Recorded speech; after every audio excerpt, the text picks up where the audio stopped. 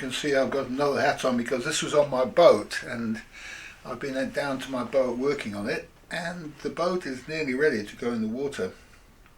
The weather's not very good at the moment, so I'm back here, and I did order a few things which I'm waiting to have delivered just to do a few finishing touches to the boat. And so I can make another video.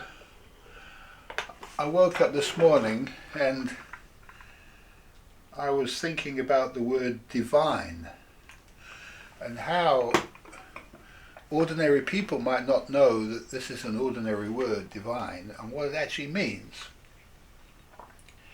And so I'm going to cover that now on this video, and I'm going to talk about the meaning of the word divine civil society, because if you understand what the word divine is, then we can look at the rest of the words and find out what we're talking about.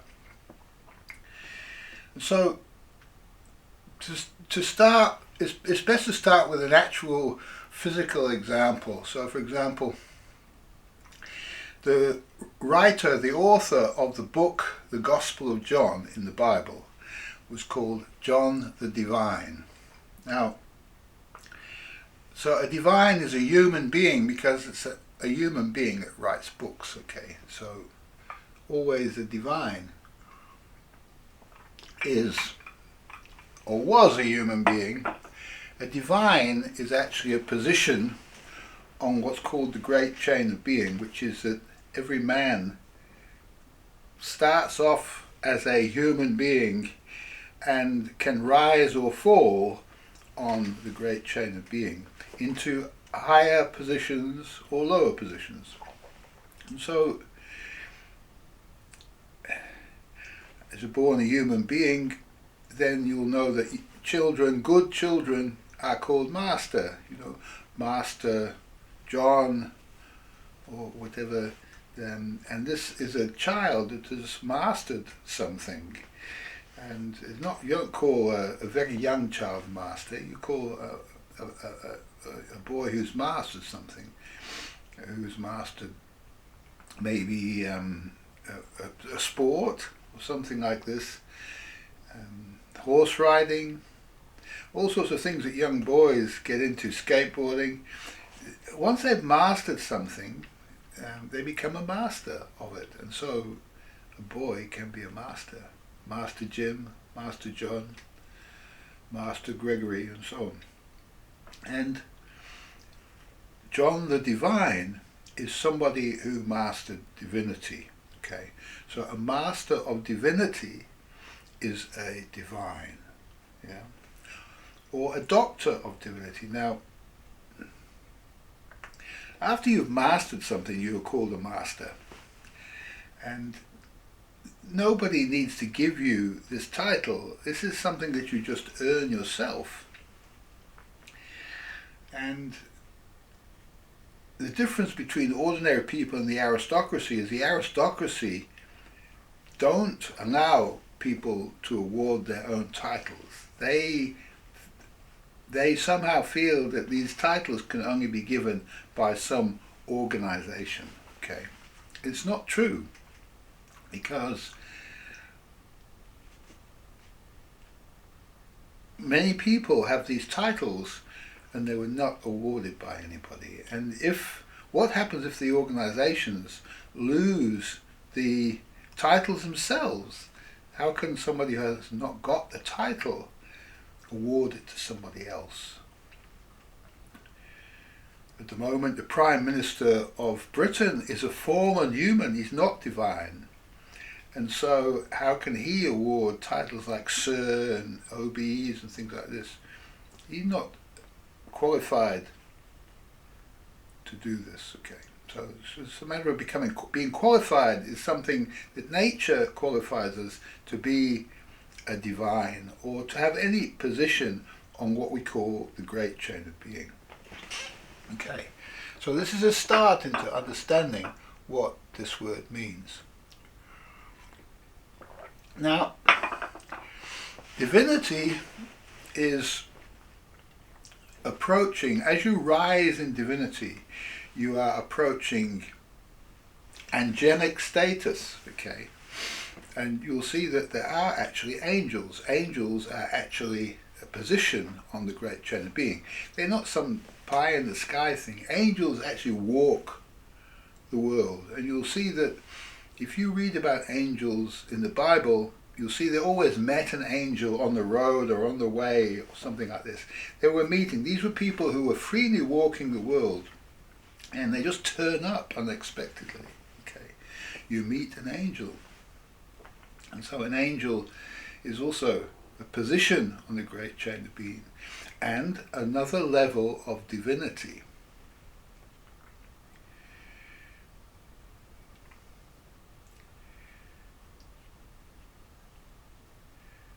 Now,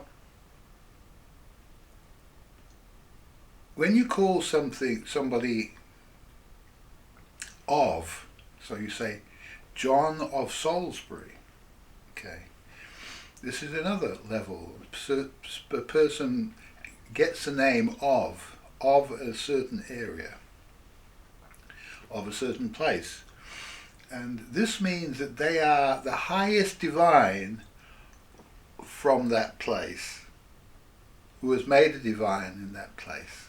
So John of Salisbury is the highest divine of Salisbury in that time that he lived. Jesus of Nazareth, you see how the Jesus of Nazareth,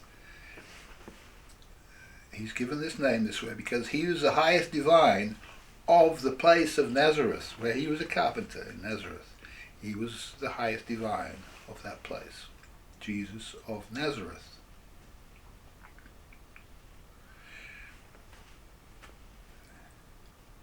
I can't think of any other ofs, but there's myself. I am Adam of Bremen, Crewbelly. Now, I used to be Adam of Bremen. Before I became Adam of Bremen, I was Adam Essene. This is another title which is like a monastic level. When you enter holy orders, which is something that nature puts you into, you don't have to be put into holy orders by any other person. You can just enter holy orders. You can walk out into the way and become a monk and enter holy orders. And when you become a monk, you rise through a number of levels before you become, you get the of. Okay, Adam of Bremen. And you get the of when you start to write. When you start to write biblical type writings, where you write very important revelations, if you like, from God to man. God is the source of nature, the source of everything in the heavens, if you like. When this comes through you into writing, you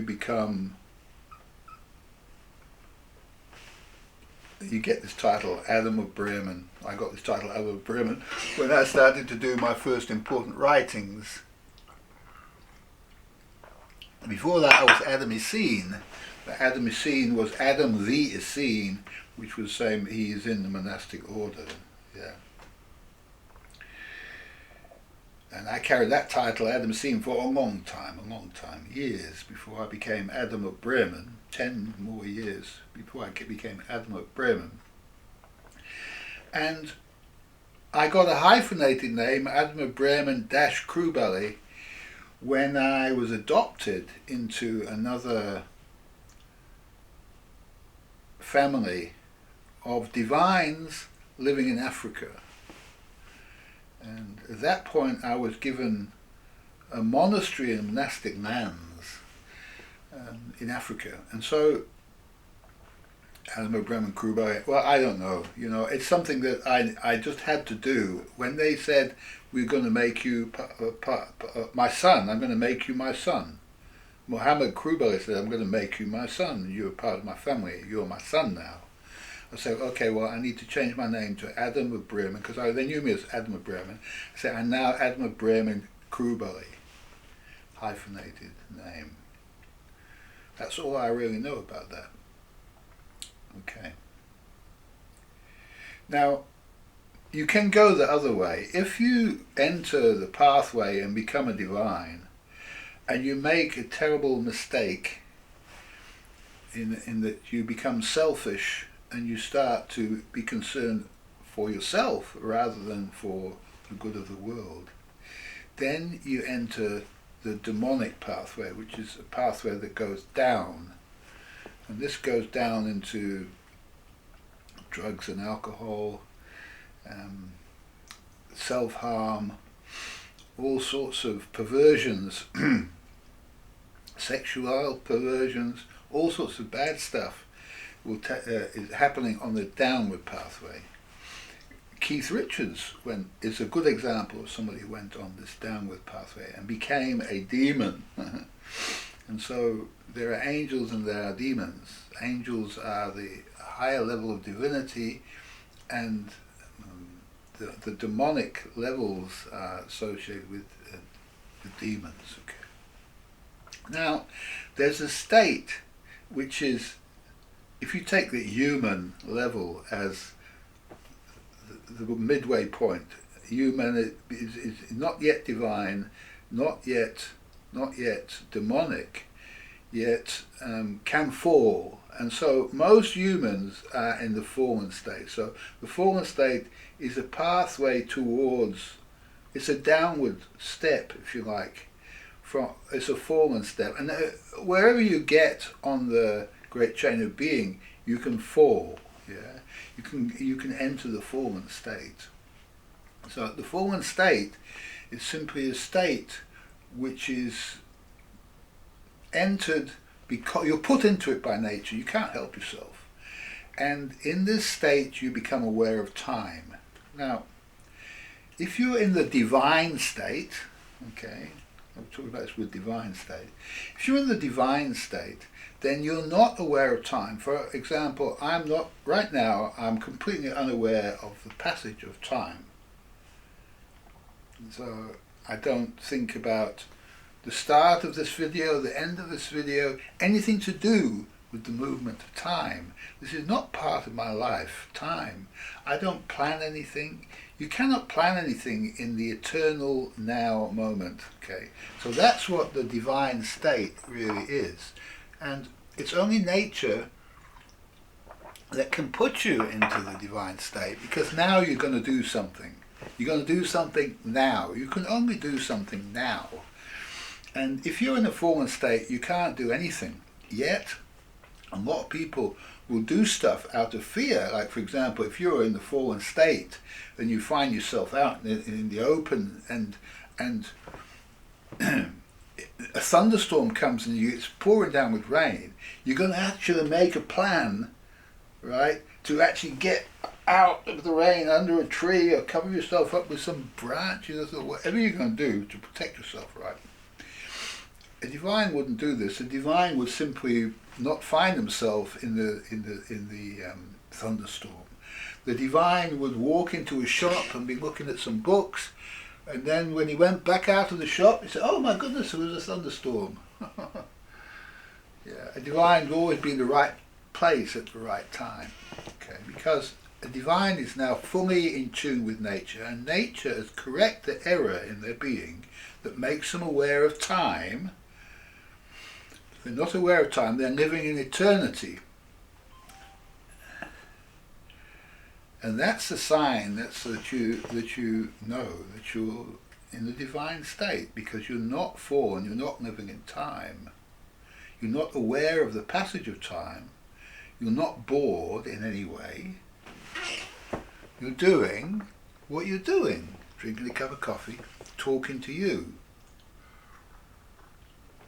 Okay. Now, the normal state of society was everybody was a divine at some level on the great chain of being. Everybody. And it was only the criminal classes who were fallen and demonic. These were the criminal classes. Because this is how nature determines whether you're a criminal or not a criminal, is if you broke the law of nature. Now, man's laws are supposed to be in tune with the laws of nature, and man's laws are only supposed to be for those people living in fallen and demonic nature. That's the only reason to have laws is to tell these people what to do and what not to do, because they're always breaking the law, they're always doing bad stuff. And the divines cannot ever do anything wrong because they're not planning and scheming, they're only observing nature, and nature has justified them. This is the word just. Justice, only nature can bring justice. And justice, a man is justified when he is raised from a fallen state into divinity. Okay.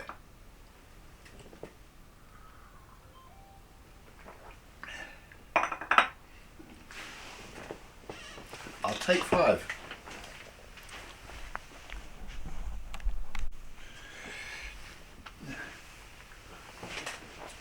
Alright, now, a divine civil society is a society that's organized naturally. And all of the people, all of the ruling classes of a divine civil society should come from the divines. And so, at the highest level we have the king and the high priest, if you like, or what we call in England the Archbishop of Canterbury would be that position. Yet you'll find that the Archbishop of Canterbury, well, first of all, there's no such thing as an archbishop in divine civil society. They're only fathers of the church. Fathers of the church, if you look, the Desert Fathers and people like that, these were abbas. The word father is abba. Abba, an abbot means a father of the church is an abbot. An abbot is in charge of a university. The university is a gathering place for students to come and learn under an abbot, and a place to keep the books and the wisdom of a divine civil society. So a divine civil society is centered around the university and the court of the king. Okay, the court of the king is the justice system, and the abbot, the highest university of the land, the highest abbot of that is the most senior divine in the kingdom. And everything flows from that downwards into a divine civil society. And all the members of the divine civil society flow upwards quite freely and openly into all those positions. And the people occupying all of the positions in the divine civil society are the most worthy people, not people chosen by ballot or lot. They're just simply the most worthy people. And so, first of all, you have to gather into guilds. And so, when you gather into guilds, you're gathering around occupations. They're not really occupations. They're more. A guild is more of they're crafts people, but they're more than that. They're, for example, there's a guild of architects, there's the guild of masons, there's the guild of goldsmiths, there's the guild of computer scientists, there's a guild, wherever you've got something which is studied in detail and actually produces some great work, then you have, there should be a guild of that. And in each area, there's a separate guild for each area of the country. And each area would have somebody who's the highest proponent of it, yeah. And so people like Elon Musk would be at the head of the guild, because it's just obvious that these people, from their great works, yeah, the Falcon rockets and stuff like this, the Tesla cars, that these people built, because they built these things, they have proved by their masterworks that they are the greatest players in this field, yeah. And by your works you will be judged and justified into your positions in a divine civil society. As the head of a guild, of a speciality, and then the ultimate speciality is the speciality of wisdom. And these were the Druids. The Druids were the keepers of the wisdom in the divine civil society in England, when it was a divine civil society. And in New Zealand, it was the Maori people, and their Druids were called Tohungas. Tohunga is the Maori word for Druid. And all a Druid is, or a Tohunga is a keeper of wisdom. Okay. And in a university you might call him a professor or something. But professor is not really a good word. A professor is somebody who professes to have wisdom. It's not wisdom, it's knowledge, yeah. And so a professor is somebody who teaches knowledge. And the greatest wise men said, you cannot teach knowledge. Wisdom cannot be taught. And it's quite true that wisdom cannot be taught.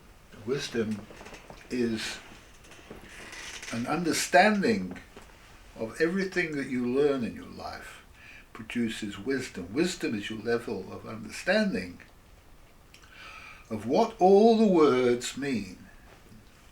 That's all wisdom is. Wisdom is a complete understanding of the words of the language that you're dealing with. And if you fully understand all those words, then you will carry wisdom inside you. It's carried inside you, in your brain. And it can come to higher and higher and higher levels of understanding. And it's a wonder of it that everything hidden shall be revealed, is a famous saying from the Bible. Everything hidden shall be revealed. And the pathway of divinity produces that there's nothing hidden that won't be revealed to an initiate on the great way of being, on the great chain of being. Okay. Now, this brings us to the word initiate, because people have a false understanding of what this word initiate means. To initiate, to be initiated, is to have an experience where one knows one passes through one of these degrees on the great chain of being. Each one of these steps is accompanied by an initiation experience, which is a personal thing between man and God. Okay, and man, the physical man's connection to God is on the inside, on the spirit inside man. That connection to God is normally happening. It can happen in the waking hours, yet the most profound experiences generally happen in the early hours of the morning, 3 o'clock. I woke up this morning at 3:33. I know that because it was dark and I turned my phone and it said 3:33. Now, this often happens to me that I go and turn my phone on. It's at some special numbers, okay? Because it's not me that's actually operating the vehicle. Because what a divine does, he says, not my will be done, thy will be done. And so that's the Lord's Prayer. Thy will be done, thy kingdom come. Okay, so thy will be done means that I give up my little will and everything I do is coming from the divine. Alright, so I'm a divine now. A divine operates in this manner. He's not planning anything. He's not trying to achieve some effect. He's just obeying the will of nature, understanding that everything's perfect and it's happening automatically. Okay, so the divine is obeying that, and so he's on the great way of being. He has a position which changes from time to time on the great chain of being. He's not in a fallen state, so he's not suffering from the delusion that there's time,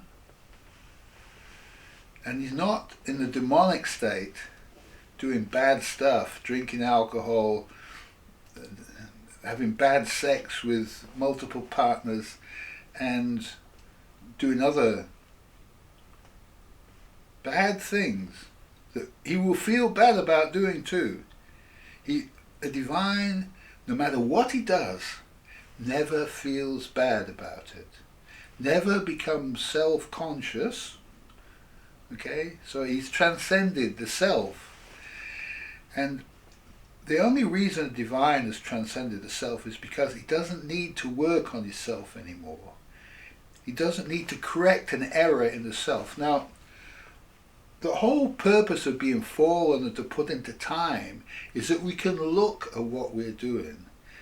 Nature says you need to look at what you're doing because something you're doing is incorrect. You're making mistakes. You're breaking the law of nature. And so as soon as you break a law of nature, you feel self-conscious. You start to feel bad about yourself. Okay? And so the whole aim and ambition of a divine, if this happens to him, is to find the reason why this happened. And there's always some new law of nature that you have to learn.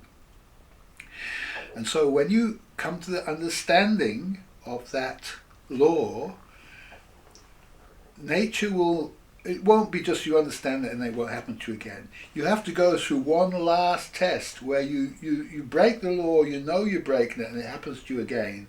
And that writes it into your brain fully, and you'll never make that mistake again. Not in that particular circumstance. You might make a similar mistake, but some different permutation of it that you weren't aware that was part of that overall law. But you won't. It'll be written into your brain, so you just can't make that mistake. The way doesn't lead there. I'll take 5.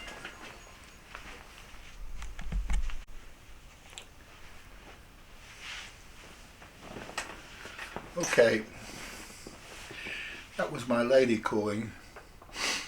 You'll notice I haven't talked about ladies at all, really, in this video. Apart from the demonic side of it, which is when men go running around chasing after women because they want something, yeah. And when you're ready, on the great chain of being, there comes a point in time as a divine where you're put together with another divine. A lady divine if you're a gentleman divine if you're a lady. And this is a special divine meeting. It has to be a very profound meeting. And you might have a few of these meetings that you think this is your divine partner, but it's not, because you're only learning about the laws at this point. Yeah, there does come a time when your real, true divine partner, you and them come together permanently. And this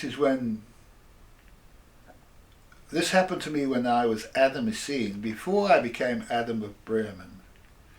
So, as a monk on the great way of being, as a monk on that, you're freely wandering the earth, and you find yourself in a certain place, doing a certain work, interested in a certain subject, and your divine partner will turn up, also interested in the same subject. It's very important that you are brought together in the same for the same work. She's on her journey, being guided in a certain work. You're being guided into a certain work, and your destiny is to come together for a joint work. Okay, and this is called the divine couple.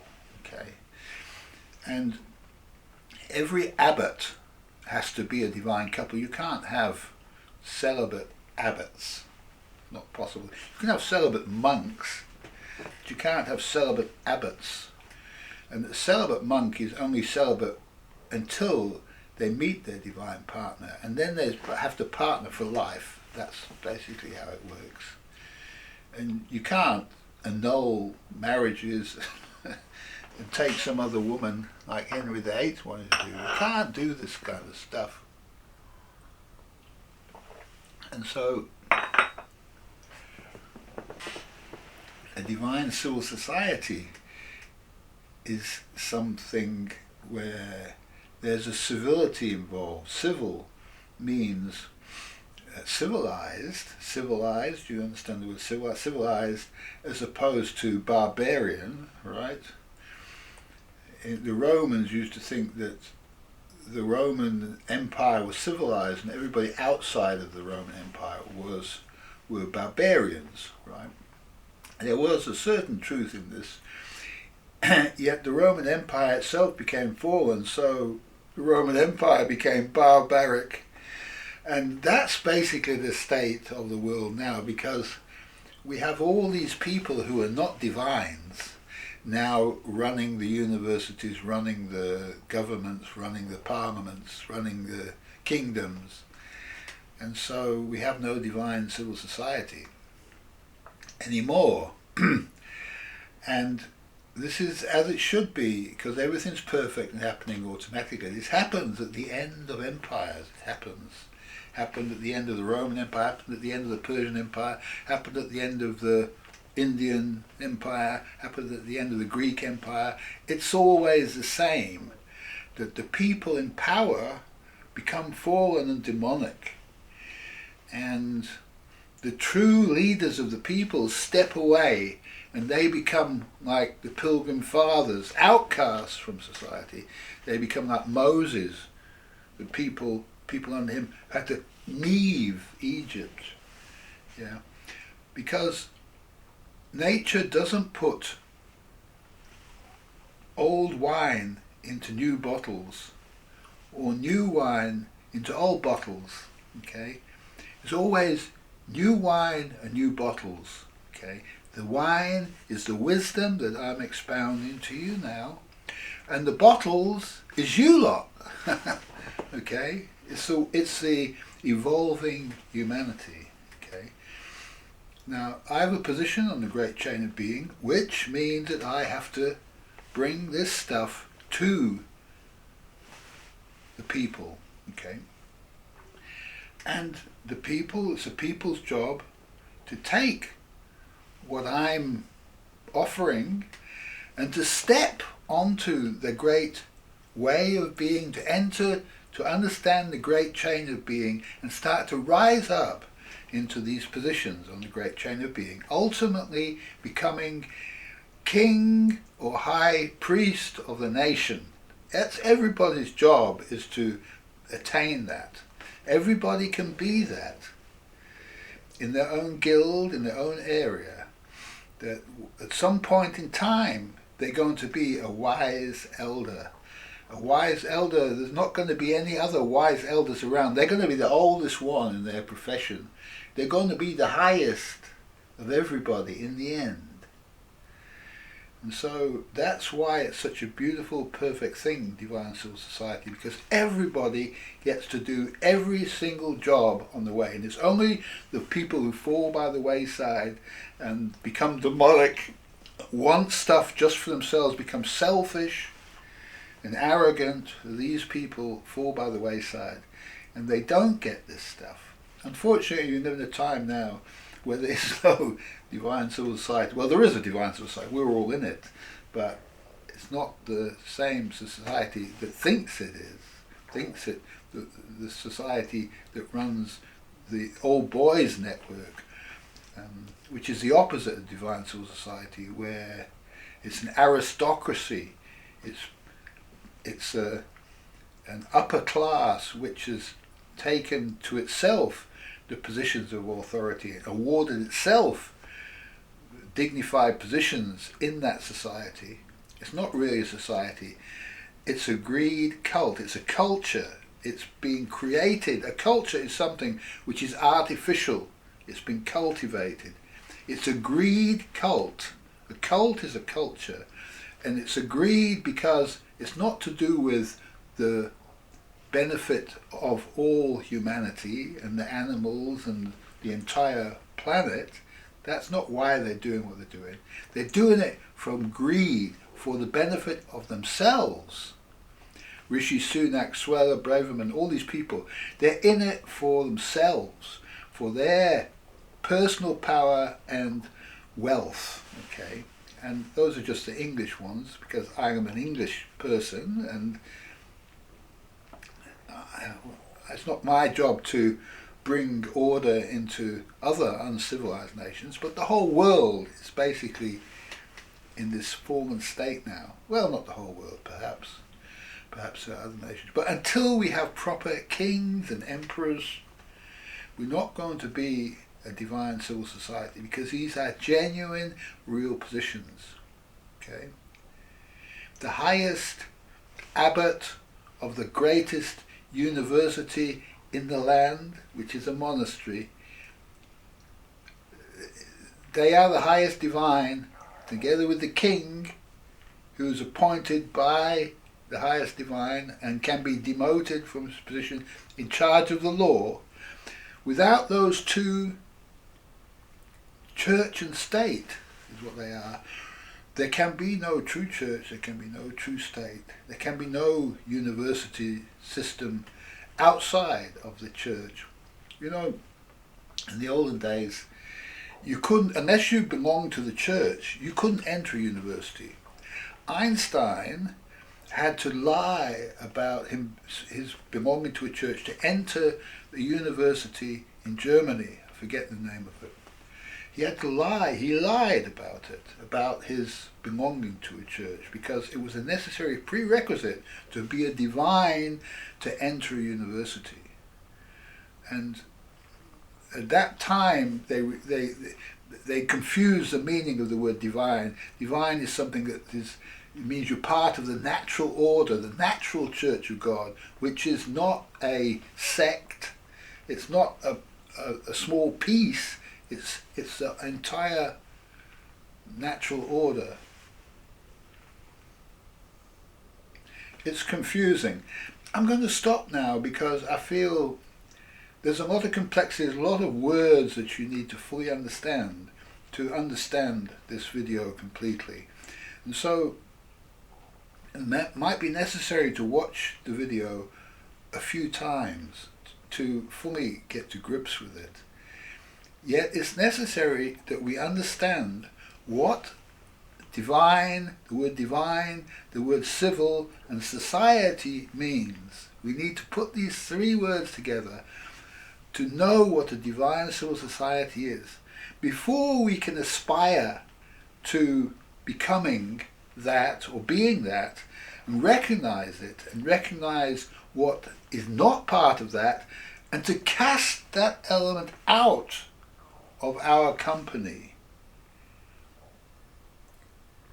That is the key thing, is that the job of the divines is to regulate the divine civil society and ensure that those people living in fallen and demonic nature are supervised properly and guided back into divinity and given a proper place in society where they can pursue whatever it is they're called to do. Not what we say they should do, but what they want to do. And the divine civil society is a society which is doing whatever all of the individual members feel like doing. When they get up in the morning, they need to be free to do whatever they feel like doing. That is what a divine civil society is. And that's what it used to be like for the Native Americans, for the Maori people in New Zealand, for the Aborigines in Australia, for the tribes in Africa, for those people living in the Hindu lands of India, for the Chinese people, for the Mongolians. All over the world, there was divine civil society, each one its own speciality, with its own natural dress and its own natural order. And it was a wonderful, wonderful thing. And it needs to come back. Thanks for watching.